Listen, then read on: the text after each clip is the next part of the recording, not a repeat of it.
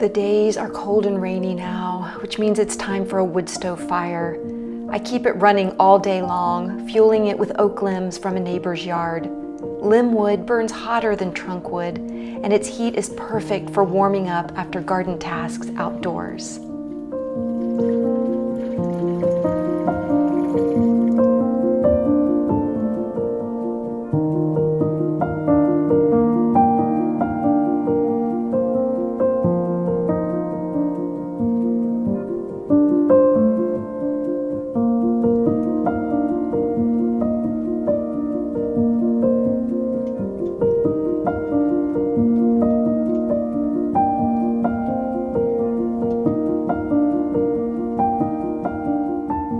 The lettuce seedlings from the seed blocks are now 2 weeks old and begging to be transplanted into larger seed blocks and introduced to stronger light.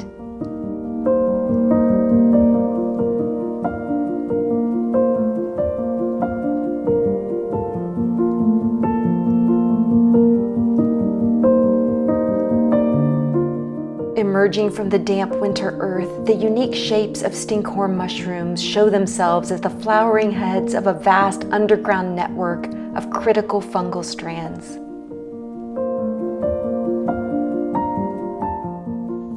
I am starting more seeds today, the main garden task of the winter.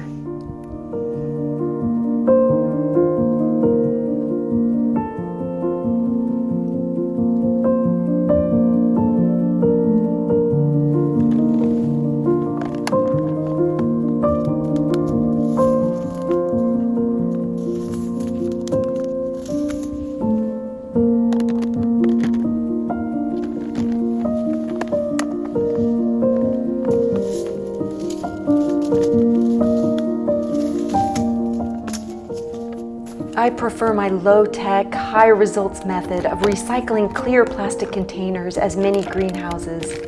After adding seed starting mix and worm castings, I moisten with water and combine well, scattering seeds on top and pressing them gently into place.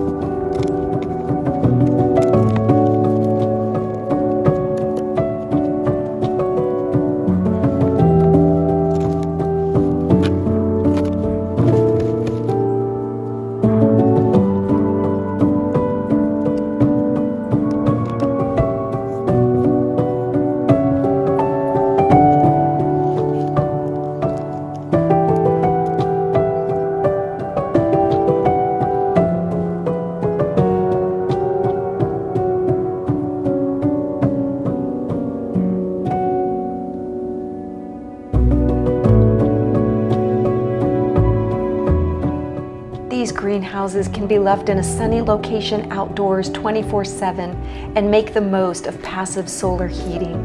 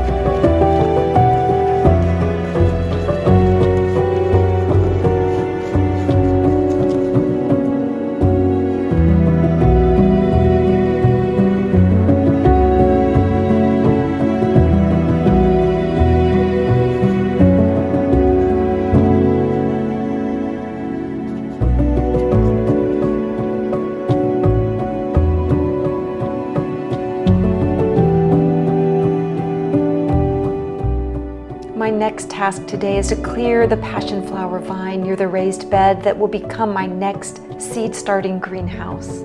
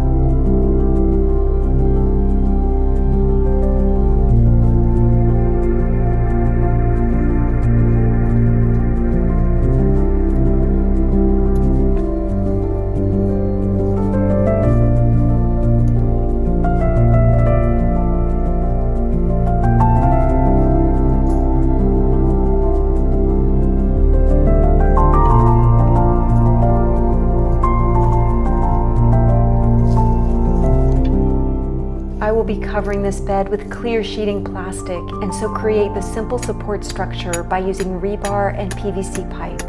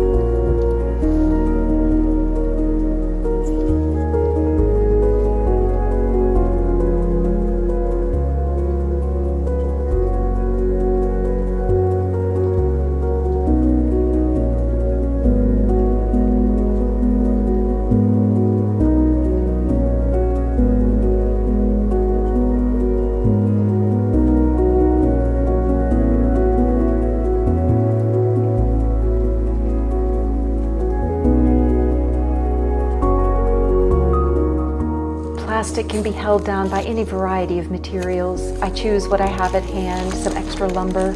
Its length is perfect for holding down the long sides of the greenhouse.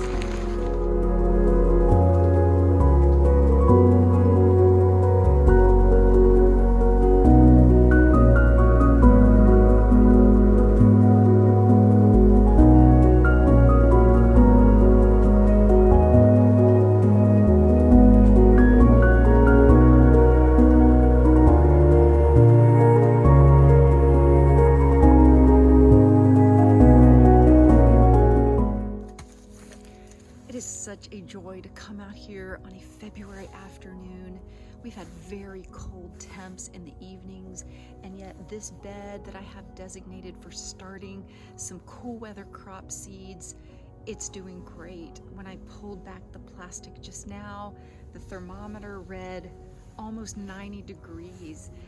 And that made me a little bit nervous when I saw from my window that this was getting direct sun at 3 p.m. in the afternoon. And the temperature on my watch was reading 55 degrees. I know that anytime a bed that's covered like this with clear plastic gets above 50 degrees, or the temperature outside is above 50 degrees, I'm going to have to come vent it, because it will get close to 100 degrees, almost double the ambient temperature underneath one layer of plastic. So when I pull back that plastic, it's a wonderful feeling to be hit with the smells really of summer.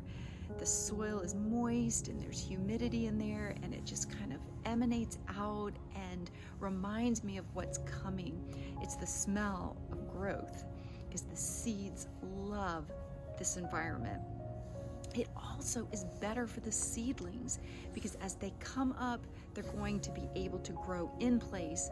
I'm not trying to get them to grow indoors, which is such an unnatural environment for these annual cool weather edible crops. Nor will I have to go through the process of hardening them off, which means you have to carry the trays back and forth, indoors to outdoors, over a period of days and sometimes a week or two, to give them gradual exposure to sunlight and to cooler temps than they're used to in the house. So I love just getting rid of that whole process, right? For the plants, for them to be stronger and healthier from the beginning, but also for me, because honestly, I simply don't want to be tied down to those types of tasks. So get a garden bed started like this. This is a 4-foot by 12-foot bed. It is a 6-inch deep bed, and I have had this bed here for years. I have found that it works best for me as a seed starting bed. I have a large maple tree not too far from this bed. Now, thankfully, it doesn't block too much sun exposure on this bed, but remember, trees grow. And so as this tree grows, it is beginning to more gradually shade out this bed. So I've even thought about having that tree taken down in order to bring full sunlight to this bed. But another reason I'm thinking about taking that tree down is because it does take nutrients and water from this bed. I've noticed that this bed can tend to dry out, not this time of year when we're having really good rainfall, but definitely starting in May all the way through the fall. I just can't seem to keep this bed as moist as the crops in it want to be. So I'm going to try something new this summer. After I grow my cool weather crops here, this will be about a 2-month process from seed to harvest to when I'm going to turn this bed over to warm weather crops. I'm not going to try to grow any moisture sensitive crops in this bed. Instead, this is going to be my sweet potato bed. Sweet potatoes are incredibly forgiving and they love the heat, so it should be super happy in this spot. It's a little bit of an experiment because I'm concerned that this growing maple tree is going to shade this bed a little too much for sweet potatoes. They love full, hot sun. But right now, it's perfect. There's no leaves on that maple tree so that it is getting full sun over this bed. The crops in here, they're gonna be fantastic.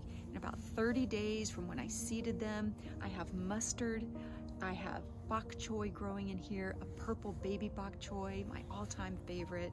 I've got 2 types of lettuce in here, and I have a large section of spinach. Now the spinach is the trickiest part of this because they really like to germinate those spinach seeds in cooler temps. And I've asked it to germinate with other seeds that can take higher heat, which means it'll germinate quicker, those seeds. So I'm going to see how my spinach seeds germinate, or if they will at all, under this sort of environment with sheeting plastic.